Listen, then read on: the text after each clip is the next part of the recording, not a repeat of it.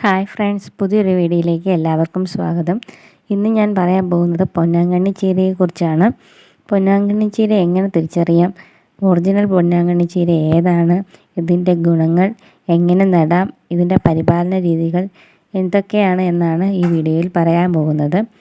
അതിനു മുമ്പ് ആരെങ്കിലും ഈ ചാനൽ സബ്സ്ക്രൈബ് ചെയ്യുകയാണെങ്കിൽ സബ്സ്ക്രൈബ് ചെയ്യണം. അതുപോലെ തന്നെ ലൈക്ക് ചെയ്യാനും മറക്കരുത്.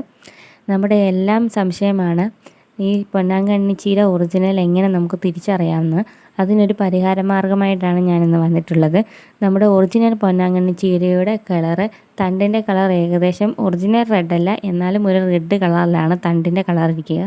ഇലയുടെ ഉള്ളിലെ നാരിൻ്റെ കളറ് ഏകദേശം റെഡ് കളറിൽ തന്നെയാണ് ഇരിക്കുന്നത്. ഇത് വെയിൽ ഉറയ്ക്കുമ്പോഴത്തേനും റെഡായിട്ട് ഇലകൾ മാറുകയും തണലത്ത് നിൽക്കുന്നതെല്ലാം പച്ച കളറിൽ നിൽക്കുകയും ചെയ്യും. ഇതാണ് ഇത് തിരിച്ചറിയാനുള്ള ഏറ്റവും നല്ല വഴി. പല കളറിലെ പലതരത്തിലുള്ള ചീരകൾ നമുക്ക് പൊന്നാങ്കണ്ണി ചീരയുടെ രീതിയിൽ ലഭിക്കും.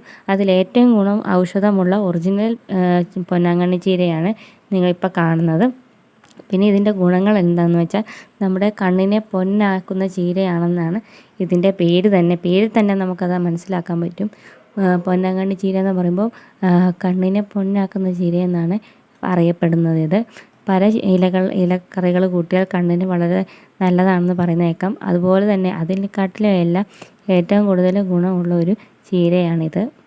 കണ്ണിനുണ്ടാകുന്ന എല്ലാ പ്രശ്നങ്ങൾക്കും ഏറ്റവും നല്ലൊരു പരിഹാര മാർഗ്ഗം ഈ പൊന്നാങ്കണ്ണി ചീര തന്നെയാണ്. നമ്മുടെ പ്രായമായവർക്ക് പല ഡോക്ടർമാരും നിർദ്ദേശിക്കുന്ന ഒരു മരുന്ന് കൂടിയാണ് ഈ പൊന്നാങ്കണ്ണി ചീര. കണ്ണിനുണ്ടാകുന്ന കാഴ്ചശക്തി കുറവിനും അതുപോലെ തന്നെ തിമിരം, അതിനൊക്കെ പൊന്നാങ്കണ്ണി ചീര വളരെ നല്ലതാണ്. അതുപോലെ നമ്മുടെ വയറിനുണ്ടാകുന്ന പ്രശ്നങ്ങൾ, തലവേദന, കാലുമരവിപ്പ്, അതുപോലത്തെ എല്ലാ പ്രശ്നങ്ങൾക്കും നമുക്കിത് ഉപയോഗിക്കാൻ പറ്റുന്നതാണ്. അതുപോലെ മുടി വളരാനും തലയിലുണ്ടാകുന്ന പ്രശ്നങ്ങൾക്കും ഇത് തോരൻ വെച്ചും കറി വെച്ചും കഴിക്കുന്നതൊക്കെ നല്ലതാണെന്ന് പറയുന്നുണ്ട്. അതുപോലെ നമുക്കിത് രാവിലെ വെള്ളം തിളപ്പിച്ച് കുടിക്കാം. ഇതിൻ്റെ ഇല എടുത്ത് വെള്ളം തിളപ്പിച്ച് കുടിക്കുന്നത് നല്ലതാണ്. അതുപോലെ ഇതിൻ്റെ ഇല ജ്യൂസ് അടിച്ച് കുടിക്കുന്നത് നല്ലതാണ്. പിന്നെ നമ്മൾ തോരൻ വെക്കും, സാധാരണ രീതിയിൽ ചോറിൻ്റെ കൂടെ തോരൻ വെച്ച് കഴിക്കുന്നതും കറി വെച്ച് കഴിക്കുന്നതും വളരെ നല്ലതാണ്. ഇനി നമുക്ക് ഇതിൻ്റെ നടൽ രീതി എങ്ങനെയാണെന്ന് നോക്കാം. നമുക്ക് ഇതിൻ്റെ തൈകൾ നമുക്ക് ഓൺലൈനായിട്ടും അല്ലെങ്കിൽ നഴ്സറികളിലും, ചില നഴ്സറികളിലെല്ലാം ഇത് വാങ്ങാൻ കിട്ടും.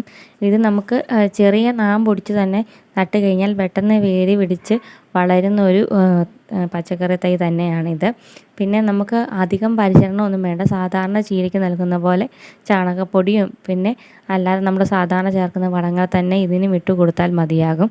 ആദ്യമേ നമ്മൾ നട്ട് ഒരു 10-20 ദിവസം കഴിയുമ്പോൾ ഇതിൻ്റെ നാമ്പെടുത്ത് നമുക്ക് എന്താണോ ആവശ്യം, തോരൻ വെക്കാനാണെങ്കിൽ അങ്ങനെ അതിന് നമുക്ക് ഉപയോഗിക്കാവുന്നതാണ്. അല്ലാതെ നമുക്ക് നടാനാണ് ആവശ്യമെങ്കിൽ അതിൻ്റെ നാമ്പെടുത്ത് അടുത്ത് തന്നെ ഒന്നെങ്കിൽ ഗ്രോ ബാഗിലോ അല്ലെങ്കിൽ നമുക്ക് പറമ്പിൽ കള പോലെ എടുത്ത് അതിൽ നടാനാണെങ്കിൽ നമുക്ക് അങ്ങനെ നടാം. അപ്പോൾ എല്ലാവരും ഇതുപോലെ ഔഷധ ഗുണമുള്ള ചെടികളും പച്ചക്കറികളും എല്ലാം വീട്ടിൽ വളർത്തി ഉപയോഗിക്കാൻ ശ്രമിക്കണം. ഇത്രയേ ഉള്ളൂ വീഡിയോ. എല്ലാവർക്കും ഇഷ്ടമായെന്ന് വിചാരിക്കുന്നു. എല്ലാവരും സബ്സ്ക്രൈബ് ചെയ്യാൻ മറക്കല്ലേ, അതുപോലെ ലൈക്ക് ചെയ്യാനും. ഇനി പുതിയൊരു വീഡിയോ ആയിട്ട് വരുന്നിടം വരെ ബൈ.